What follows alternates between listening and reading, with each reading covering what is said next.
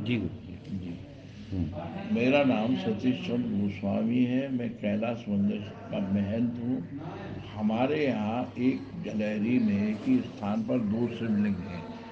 ऐसा पूरे भारतवर्ष में कोई ऐसा मंदिर नहीं है जहाँ पर एक जलहरी के अंदर दो शिवलिंग। ये मात्र अपने आप में एक अनोखा मंदिर है जहाँ पर एक जलहरी में दो शिवलिंग। और इनकी स्थापना जिस प्रकार से भगवान राम ने सेतुबंध रामेश्वरम की स्थापना अपने हाथ से स्वयं की थी, उसी प्रकार से हमारे यहाँ पर जो दो शिवलिंग हैं इनकी स्थापना का जो इतिहास है वो महर्षि परशुराम और उनके पिता जमदग्नि के द्वारा की गई है। पहले सृष्टि के प्रारंभ में अनेक युग बने और उसी संदर्भ में हमारे यहाँ ये जो हम जिस युग जिस लोक में रहते हैं इसको जो है पृथ्वी लोक भी कहते हैं और इसका नाम मृत्युलोक भी है। इसके साथ एक शर्त जोड़ दी ब्रह्मा जी ने कि जो व्यक्ति इस लोक में आएगा वो जाएगा जरूर। ऐसा कुछ हुआ, लेकिन जितनी भी भोग्य वस्तुएं ब्रह्मा जी ने मानव मात्र के लिए बनाई वो सिर्फ इसी लोक में है, अन्य लोकों में नहीं है। इसको इतना सुंदरतम बना दिया ब्रह्मा जी ने कि इसमें इस लोक को भोगने के लिए या रहने के लिए सभी देवता, विष्णु भगवान स्वयं राम के अवतार से, कृष्ण के अवतार से और अन्य भी अवतारों में आकर के इस लोक में रहे। इसी संदर्भ में जो दिव्य विभूतियाँ थीं, जैसे परशुराम, विश्वामित्र, वशिष्ठ आदि ऋषि जो थे वो भी इस लोक में रहने के लिए आए। हमारे यहाँ से 4-5 किलोमीटर एक जगह है जिसका पहले रेणुका धाम नाम था। रेणुका जो थी वो परशुराम की माता जी का नाम था, उन्हीं के नाम पर उस स्थान का नाम रेणुका धाम रखा गया। परशुराम जी और उनके पिता जमदग्नि ऋषि दोनों ही भगवान शंकर के अनन्य भक्त थे और वो अपनी योग माया से नित्य प्रति भगवान शंकर के दर्शन करने के लिए कैलाश पर्वत जाया करते थे। अनेक बहुत अधिक लंबे समय तक ये प्रक्रिया चलती रही।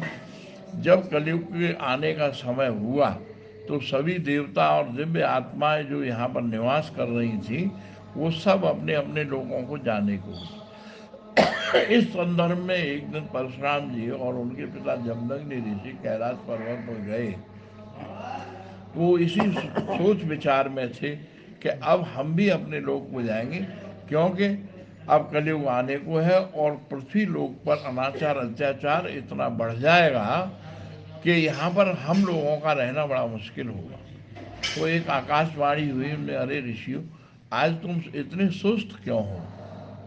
तब ऋषियों ने आवाज कहा, उन्हें, प्रभु आप सब जानते हैं, हमसे आप कैसे क्या किसी साधारण सी बात पूछ रहे हैं? उन्होंने कि नहीं, बताइए। उन्होंने कि ऐसा है प्रभु, अब कलयुग के आने का समय हो गया और कलयुग आएगा।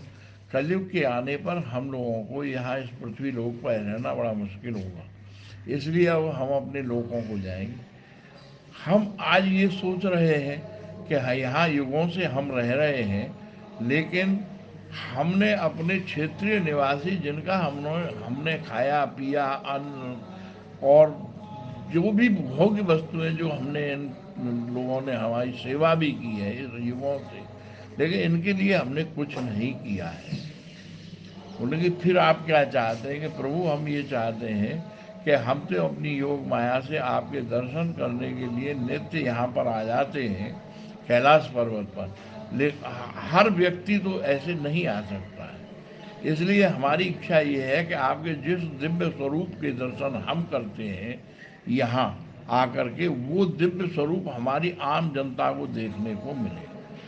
तब एक आकाशवाणी हुई उन्हें, अरे ऋषियों, ये कैलाश जो पर्वत है वो पूरा शिवमय है। यहाँ से जो भी वस्तु आप उठाओगे, जो भी वस्तु ले जाओगे, उसमें मेरे दिव्य स्वरूप के दर्शन मिलेंगे। तो दोनों ही ऋषि एक एक शिवलिंग जो आज यहाँ पर स्थापित है वो लेके आए। जब वो यहाँ आश्रम के नज़दीक आए तो संध्या वंदन का वक्त हो गया। उन्होंने कहा, भाई संध्या का वक्त हो गया, अब तो आश्रम भी नज़दीक है।